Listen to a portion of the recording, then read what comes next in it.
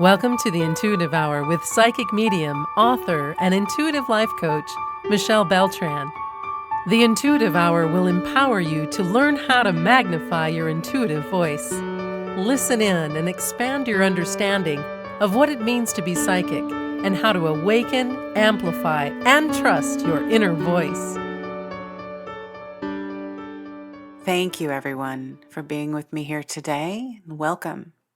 This is the Intuitive Hour. Awaken your inner voice. All right, we're talking today all about remote viewing. What is it?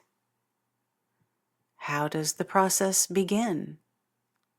The goal and objective of remote viewing, and much more. And at the end of the episode today, you'll learn 12 steps to remote view on your own. All right, so to begin, what exactly is remote viewing? Essentially, it's a psychic ability or modality which allows the viewer, the remote viewer, to mentally see objects hundreds or even thousands of miles away. It's an activity where the remote viewer tunes into that object or location or event, inaccessible by normal means, regardless of time, distance, or location. How does the process begin? Well, a remote viewer is assigned a project, usually by law enforcement, a corporation, or a private person or organization, who requests a viewer to look into some past or future event, or to visit a location as it existed in the past or future. It's also used when someone wants to view or peek at something locked or hidden away. Once the remote viewer locates this object or location or event, he or she views it as if they were there, reports back what they've found in information and data and descriptors, reports that back to the individual who's hired them or contracted them. This can be something you can do professionally or on your own. The remote viewer does this by using a very structured process. You'll learn about that in our episode today, that process and the structure behind it. The remote viewer incorporates written information, verbal statements, and even drawings as they access this information non-locally through their mind's eye and through their senses. And so, what are remote viewers actually looking for? Really good question. Remote viewers often are asked, as we know, to see places or objects, but they're often situated in unreachable locations. Sometimes a remote viewer might be assigned to locate a mineral of some kind underground. A remote viewer might be assigned to locate a specific person or area or object which may be on the other side of the globe. They might be asked to describe events in the past, such as the outcome of Amelia Earhart's last flight, for example, or look inside a sealed container or locked room. Essentially, a remote viewer could be looking for anything at all. The goal of remote viewing is to receive signals and messages from the subconscious mind with the help of our senses. And then, in turn, that viewer will interpret and decode that information or data, we call it, to the viewer's conscious mind. So it's a flow from the matrix so to speak. We can think of it as something like the Akashic records. We call it the matrix. So there's a link from the matrix. Think of a funnel, if you will, down from the matrix to the subconscious mind into the conscious mind, using our senses to receive that information. So the signals, the signal line coming through this funnel, are said to travel through the viewer's subconscious mind, then into the conscious, where the information is then deciphered into a form, verbally or materially, again through our senses. This is then gathered and reported. The purging happens through a writing process on what we call a transcript. Psychics or individuals with this ability are expected to actually view or see things without previous information or assistance. This is commonly referred to as being blind to the target. All right, one very important thing for you to know about remote viewing, that is this: you need not be psychic to remote view. There's a big difference between psychic ability and remote viewing. A remote viewing ability is a trained skill, and anyone can learn it. Okay, let's talk a little bit more about using your senses to remote view. A remote viewer relies on hearing the sounds surrounding this target location they're viewing and experiencing tastes or smells, textures that are vital or important as at this target location. Remote viewing also relies on a viewer's interpretive skills for effective analysis and a comprehensive reporting of what he or she has seen after. Once the viewer has mentally interpreted what he or she sees or observes, it's then conveyed, as mentioned earlier, onto a transcript. It's not unusual at all for a remote viewer to be very meticulously trained and have a more customized approach that only he or she uses for their session. Generally, there is a process or flow. It's not uncommon also for a viewer during a session,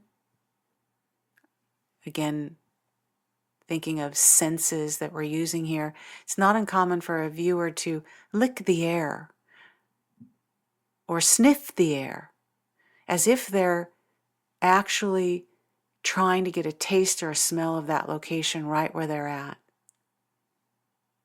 As a viewer, you might even put your pen down and touch the air in an effort to connect subconsciously with the essence of what the target can feel like, smell like, or taste like.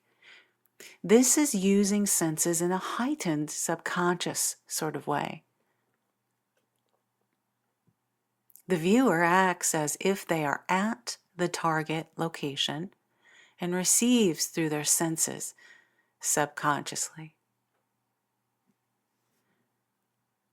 Okay, so remote viewing, I want to make very clear, is not astral travel.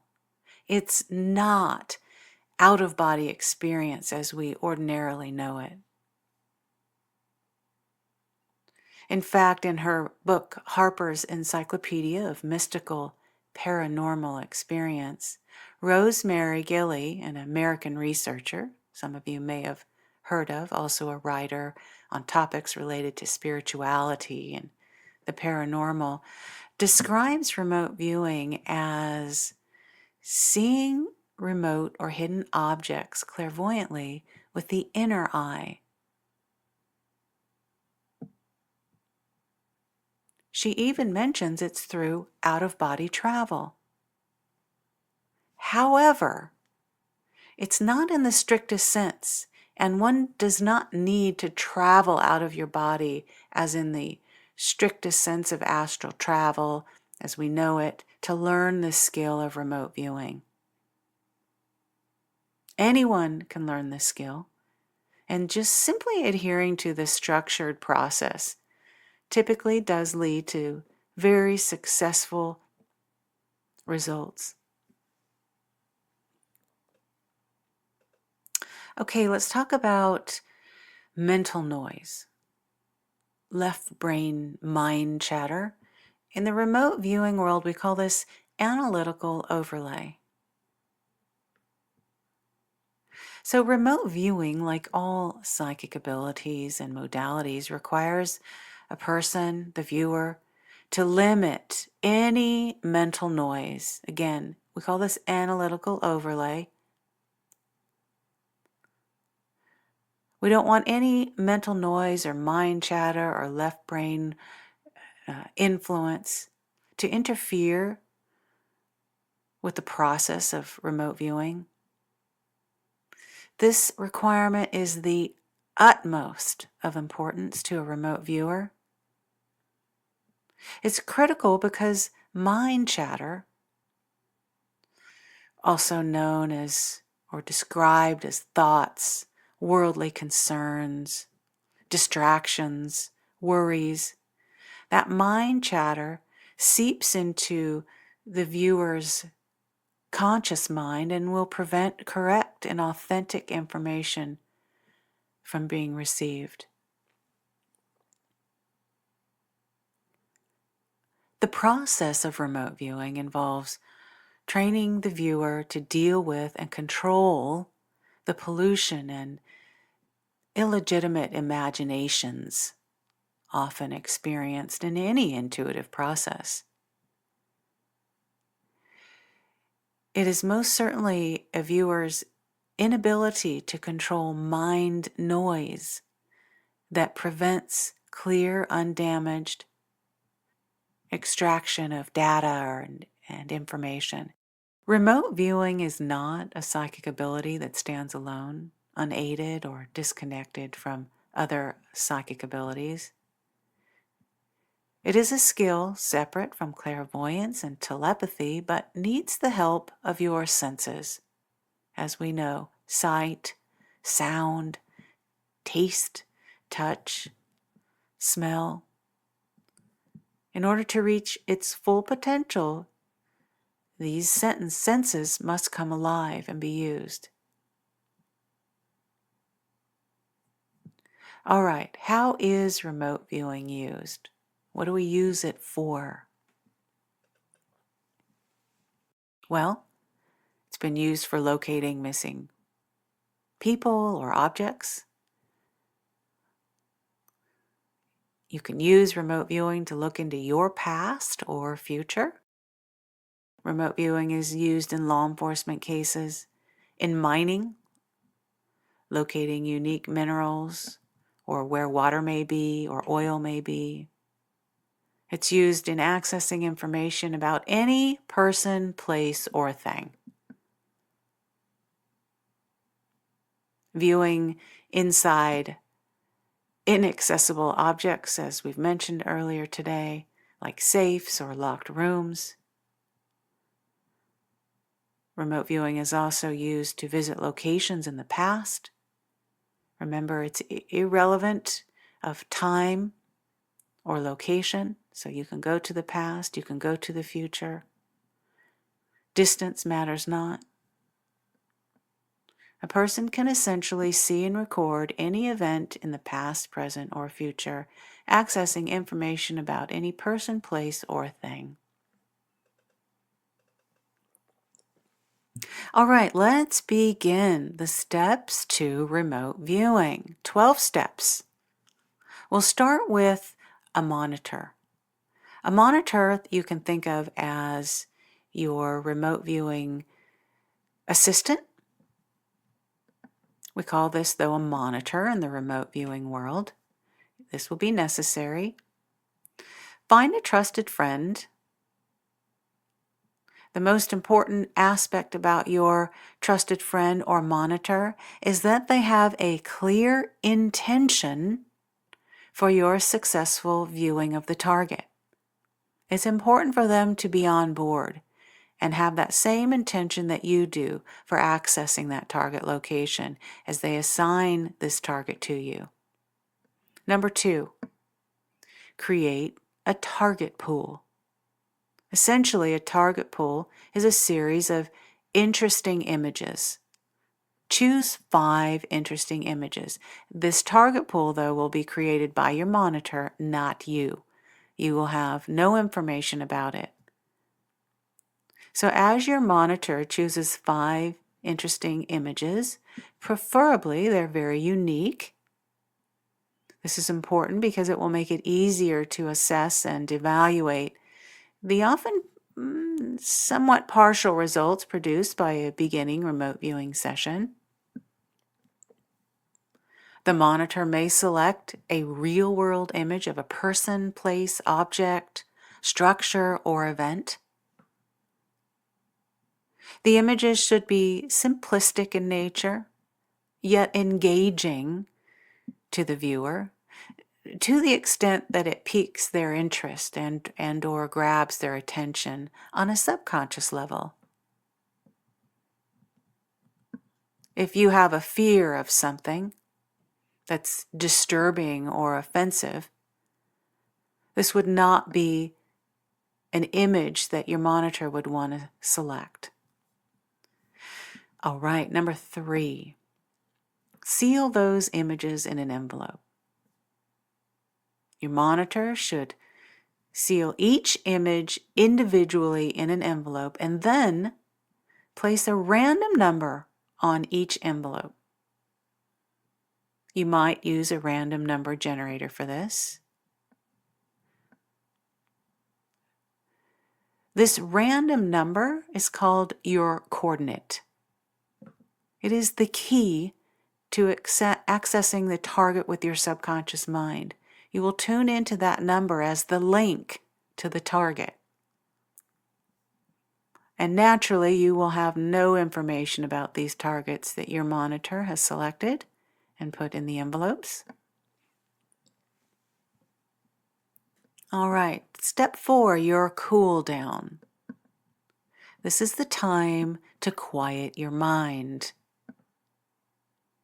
Make an agreement with your left brain that you'll come back to all the to-dos of the day after you are complete with your remote viewing session. Ask all thought, mind chatter, concerns, distractions, and even the ego's need to get the target exactly right to leave now. Please be mindful that the most successful remote viewers have this skill of quieting their mind perfected. Above all else, achieve this space in your cool down of equanimity and a clutter-free mind before you begin. All right, step 5, beginning your session. You'll want to choose any one of the envelopes from the target pool. Have a small stack of blank white paper in front of you. Just any kind of printer paper you might put in your printer, just white paper. And a black ink pen. You want to be sitting at a desk or a table in a quiet, comfortable, well-lit space. Next, in the upper right corner of your paper, write your name. Write your full name, underneath it, the date, underneath that, the time. Next, say out loud, as you write it down, the coordinate and target number of the envelope you selected that is, of course, sitting right nearby you as you're performing your remote viewing session. Saying this out loud, we call this objectifying data in the remote viewing world. Essentially, think of it as embedding more firmly in the universal DNA and your subconscious mind your intention as you do your session. Anything we say out loud, we might feel a little silly at first, but when we say it out loud, there's a more meaning or intention to support it. This takes some practice to speak out loud your entire session. So for this first one, I'm just asking you to state the coordinate out loud. If you can, absolutely. Everything you write out during your session, also say it out loud. All right, step 6. Relax and perceive. Notice I said perceive. This means let the information come to you. Perceive or receive. Don't try to make it come. Just let it come to you. Using your senses of sight, sound, taste, touch, and smell, as we've mentioned today already, perceive the impressions that come to you. Whatever that is. At first, these small bits of perception might feel fragmented. They might seem silly. They may make no sense at all. That is perfectly fine. Write it down and say it out loud as you do so.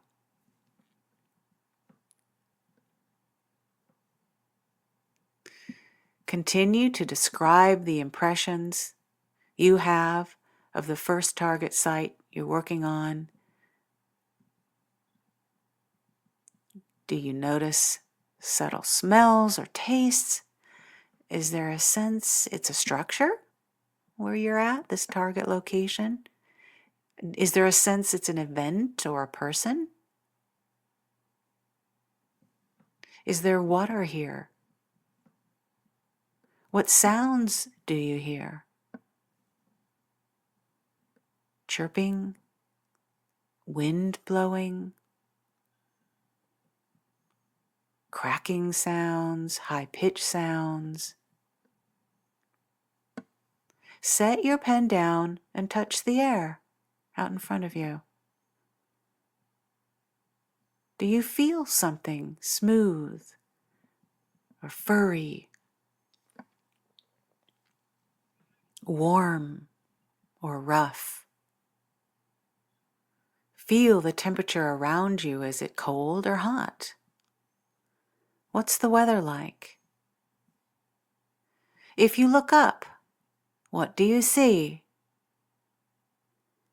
If you gaze below your feet, do you feel or see anything? Is the ground muddy? Are you standing in water? You might perceive sizes, shapes, or patterns. We call these dimensionals. Write them down. Do you notice an emotional reaction to this target that you're tuning into through your coordinate number? Yes, indeed, the target can inspire emotions like joy or excitement within you. If you feel this, be sure to write it down, and all descriptors or bits of information, as inconsequential or silly as they may seem, or perhaps you don't understand them. That's okay, write them down. Don't judge or second guess the information. Just observe, perceive, and purge all impressions out on that paper, writing it out, saying it out loud. It is safe to do so. Remember, the target will rarely be what you think. Thinking is the mind, the brain at work. We are in the subconscious beyond that. Thinking is ego.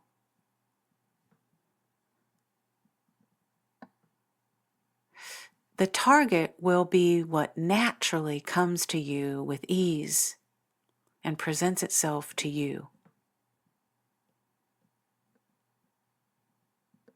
All right, step 7, sketching the target. This is the space where you will draw what impressions come to you. Don't be concerned with what your sketch looks like. This is not an art contest. Your sketch might seem meaningless or silly or very simple. That makes, again, no sense to you. Draw it anyway. Do you have a sense of a triangle shape? Something round or oval? Impressions of a flower and how that might look. Whatever comes to you, draw it. Upon feedback, you'll be pleasantly surprised that your sketches are a rather accurate rendition of the target. Number 8, movement and motion techniques. All right, here's where we're going to gain a, what I like to call, bird's eye view of the target. Ask your subconscious to travel or float about 100 feet or so over the target location. As you do this, what do you see from here? This is an interesting new perspective. Lots of data and information and impressions will come in a different way now. Does anything stand out or surprise you about the target?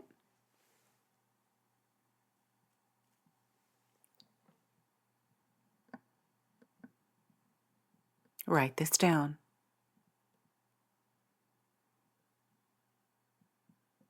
You may choose to float even higher to gain more impressions from each new higher perspective. It's up to you. The idea is to get a new, fresh outlook, bird's eye view from afar. All right, number 9, we're ending the session about now. As you feel complete with your session, again, say out loud, end, and also write it down, just as you did with the coordinate. Hopefully you feel comfortable enough to verbally say out loud your entire session. If not, for now, the most important things are the coordinate and the end point. After you've written end and said it out loud, jot down the time. Your session is now complete.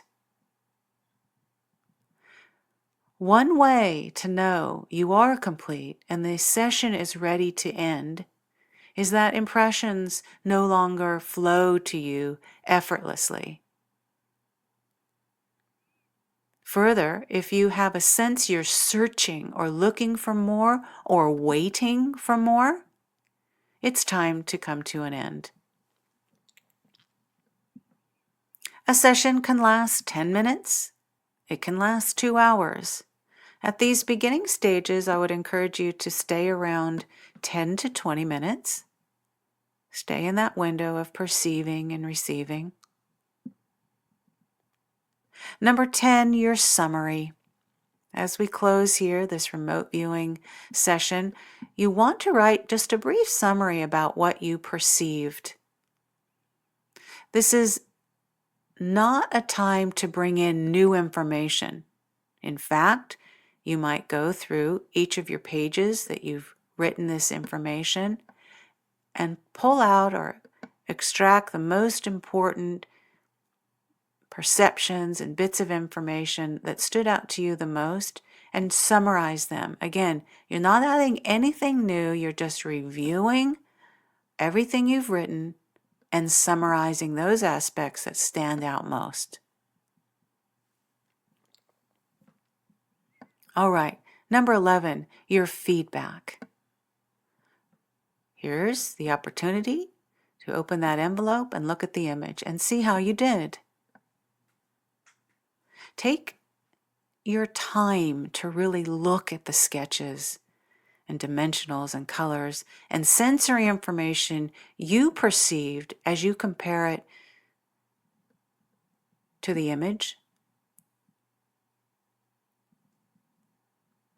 I would also recommend to make those comparisons, set down your remote viewing session, and come back to it the next day and review it again for comparisons.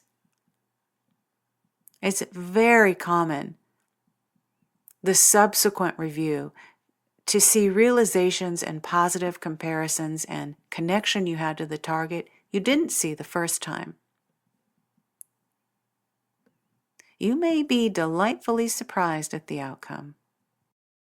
Make note of all the things that were correct on your transcript. All right, the final step here, step 12 of remote viewing, this remote viewing process. Stay consistent and repeat this work. You've got a number now, a number of images in an envelope with coordinates on them. Continue to go through these steps again, staying consistent and repeating this process. The main point of remote viewing is to learn about yourself, remember. This is not just about being accurate or being psychic or nailing the target. Yes, that's great and that's fun. But this is about remote viewing is an ability that cultivates, and it's about self-actualization. Your continued practice and your consistency matters.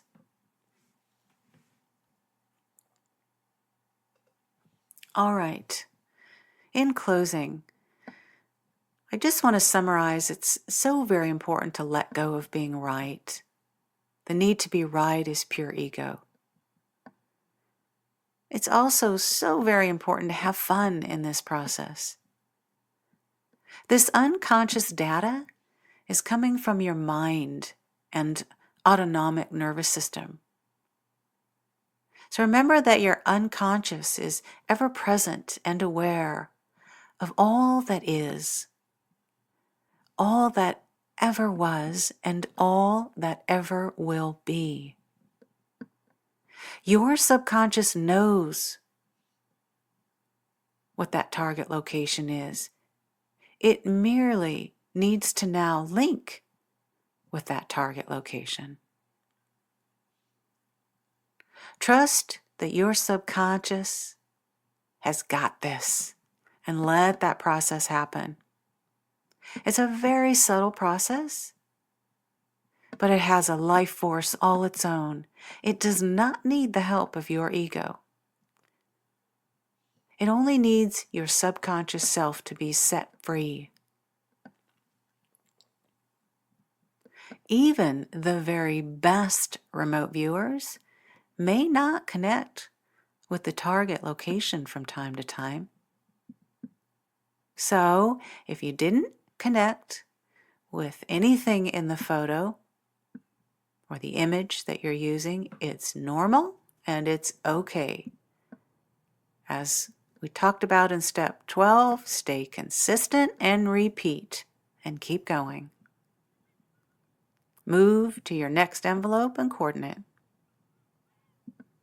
Again, the most important aspect of remote viewing is self-actualization. To learn about you and your mind and your subconscious mind. It's not solely about being accurate. Remote viewing is an ability you cultivate, and it grows stronger and stronger over time with your intention, practice, and consistency. All right, everyone, a wonderful episode on remote viewing I'd like to now bring to a close. If any of you have interest, you might consider my beginning controlled remote viewing course. It's available at michellebeltran.com. Also, as we come to a close, I want to invite you, if you have any questions or comments or suggestions on episodes, please reach out at mbeltran@michellebeltran.com or give us a call, 800-607-1770. All right, with that, everyone, we are complete. Once again, thank you for joining me today. I look forward to our next episode here on the Intuitive Hour. Thanks for listening to the Intuitive Hour with Michelle Beltran. If you like what you heard, please share our podcast with a friend, and be sure to visit michellebeltran.com to get Michelle's popular Develop Your Clairvoyance ebook.